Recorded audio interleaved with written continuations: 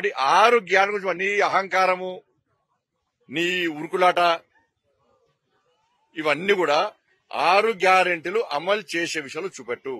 100 రోజుల లోపట దాదాపు 80 రోజులు అయిపోయింది. ఇదంతా ఈ గంభీరత్వము ఇదంతా కూడా 6 గ్యారెంటీలు అమలు చేసే విషయాలు చూపెట్టు. అలా చెప్తున్నా. సరే, ఇదే నువ్వు చెప్పిన వాదన మీద నువ్వు ఈ పార్లమెంట్ కలిసి సిద్ధమా చెప్పు. ఇదే నువ్వు చెప్తున్నావు వాదన చెప్తున్నా తప్పు మాట్లాడుతున్నావు కదా. నేను మా అమ్మ గురించి చెప్తున్నాను. నువ్వు ఏదో దీన్ని జిమ్మికులు చేసి యాక్టింగ్ చేస్తే నీ యాక్టింగ్ వాళ్ళు నమ్మరీడా. ఆ కేసీఆర్ గారు కేసీఆర్ కూడా నేర్చుకుంటున్నావు నువ్వు. నేనేమంటున్నా అంటే ఇదే వర్షన్ మీద నువ్వు ఎన్నికల్లో అభ్యర్థులు పెట్టు.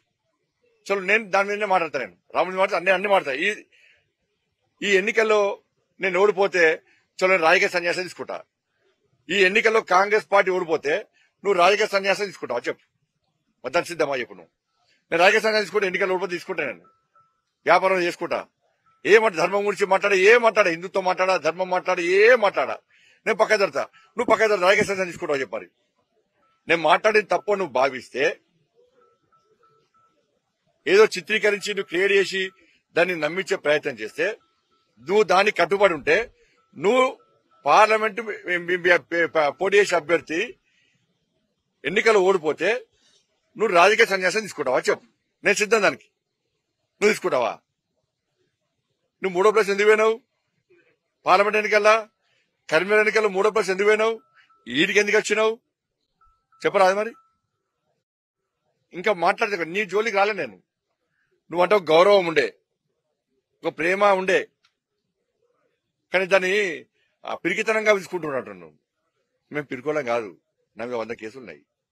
2 సార్లు జైలుపోయినా. ఇక్కడ మా కార్యకర్తలు అందరు జైలుపోయారు. అందరి మీద కేసులున్నాయి.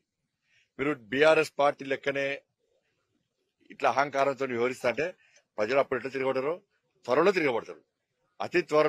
అతి తక్కువ సమయంలో వ్యతిరేకత ఉన్నటువంటి పార్టీ కాంగ్రెస్ పార్టీ. ఉస్నాబాద్ ప్రశాంతంగా ఉన్నది. మేము ప్రశాంతంగా ప్రజాహిత యాత్ర వేసుకుంటున్నాం. వీళ్ళు చిచ్చు పెట్టి ఉస్నాబాద్ లో మొత్తం శాంతి భద్రత సమస్య సృష్టించి, ఒక అలజడి సృష్టించి, రెచ్చగొట్టే వాతావరణం సృష్టించి ప్రశాంతంగా ఉన్న ఉస్నాబాద్ ప్రశాంతంగా దెబ్బతీసే ప్రయత్నం చేస్తున్నారు. వీళ్ళు ఏడవనే కదే ఉంటది.